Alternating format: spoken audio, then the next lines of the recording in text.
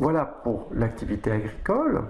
Cette activité agricole s'intègre au niveau de territoire. Donc on va prendre un petit peu de hauteur pour voir ces territoires. Des territoires de collectivité, donc là vous avez le territoire d'une commune, vous avez commune 2, et ces deux communes peuvent être associées, c'est le cas de cet exemple, au sein d'un syndicat d'eau. Donc c'est le syndicat qui gère le captage et la distribution de l'eau au niveau de ce captage.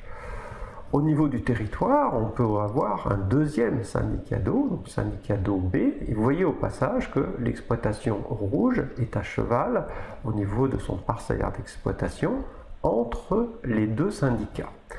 Ça peut poser dans certains cas des problèmes puisque les réglementations vis-à-vis des pratiques mises en place au niveau des deux syndicats ne sont pas nécessairement rigoureusement les mêmes. Et du coup, l'agriculteur l'agriculteur rouge, excusez-moi, peut dans certains cas se poser la question de savoir mais pourquoi les règles sont différentes alors que pour lui c'est la même qualité de terre et il n'a pas nécessité à comprendre ce qui se passe à ce niveau-là.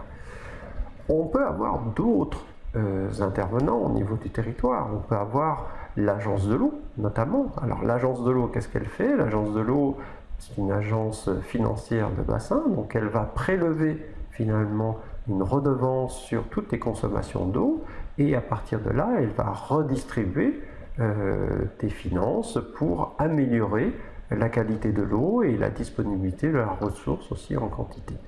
Donc ça veut dire qu'elle passera notamment par les syndicats d'eau pour mettre en place des programmes pour aider les agriculteurs à faire évoluer leurs pratiques pour avoir moins d'impact sur la ressource. Vous avez aussi les services déconcentrés de l'État.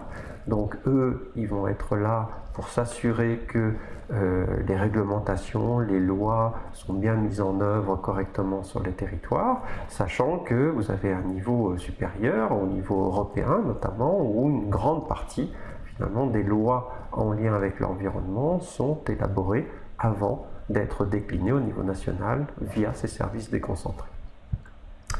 Donc vous voyez au niveau des territoires toute une organisation pour traiter de ces questions d'eau en lien avec les agriculteurs. Mais il y a aussi d'autres choses qui peuvent intervenir au niveau des territoires. Donc là vous voyez sur le périmètre vert, j'ai indiqué ZNIEF, zone Natura 2000, donc c'est une zone naturelle d'intérêt écologique, faunistique et floristique. Donc c'est-à-dire une zone sur laquelle on va tenter de préserver la biodiversité. La préservation de la biodiversité peut impliquer des modifications, des pratiques des agriculteurs qui ne sont pas nécessairement les mêmes que celles qui sont souhaitées pour améliorer la qualité de l'eau. Donc là, vous voyez qu'en fait, il y a des objectifs un petit peu différents, même liés à l'environnement, à assurer au niveau d'un territoire. Mais ce n'est pas tout, vous avez aussi d'autres intervenants. Vous voyez, donc là, ça représente les collecteurs de produits agricoles, notamment les coopératives et les négociants qui demandent des protéines pour la qualité. Puisque pour vendre correctement son blé panifiable, il faut avoir une teneur en protéines suffisante. Or, pour obtenir cette teneur en protéines, on peut être amené à apporter des engrais azotés. Et ces engrais azotés, s'ils sont mal maîtrisés, peuvent avoir des conséquences sur l'augmentation des teneurs en nitrate des captages.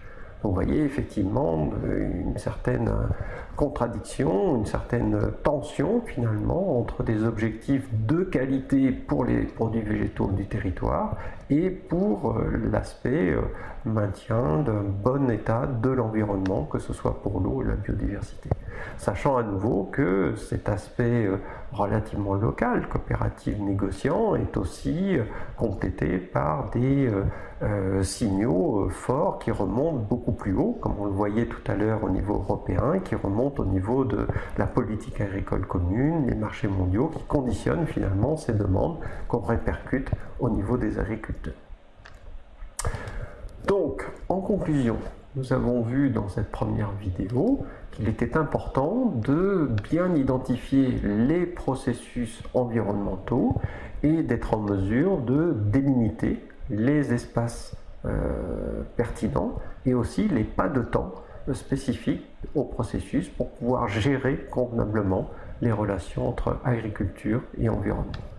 Nous avons vu par ailleurs que l'activité agricole se traduisait par des évolutions des états de ces espaces, avec des pas de temps propres à l'activité agricole, donc gérés par les systèmes de culture, succession de cultures et mise en place des techniques sur chacune des cultures, et par ailleurs que cette activité agricole s'insérait au sein de territoires dans lesquels on pouvait avoir différents objectifs en direction de l'activité agricole, peut-être la qualité de l'eau, la biodiversité, mais aussi des productions agricoles de qualité, et que cela pouvait générer quelques contradictions par rapport aux pratiques à mettre en œuvre.